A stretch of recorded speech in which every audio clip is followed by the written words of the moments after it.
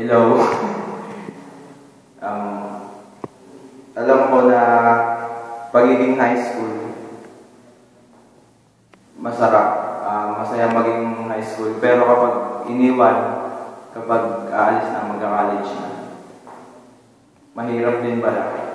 Unang-una sa lahat, gusto ko pasalamatan sila mami sa sila daddy na pinagtyagaan ako kahit maraming kalokohan na nagawa sa school. Nagbayad pa rin ng mga tuition. Di sila nagsawang umitindi. Tapos pangalawa, sa mga kaibigan ko, naging kaibigan ko, ng 6 na taon. Yun. Tapos yung mga teachers na kahit makulit ako, di sila, kahit yung mga teacher, ibang mga teacher nag-walk out na rin dahil sa kakulitan ko.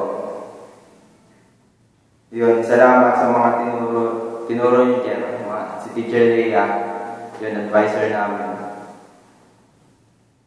Tapos, maraming salamat kay Teacher Lita. Itong school na to, hindi ko makakalimutan.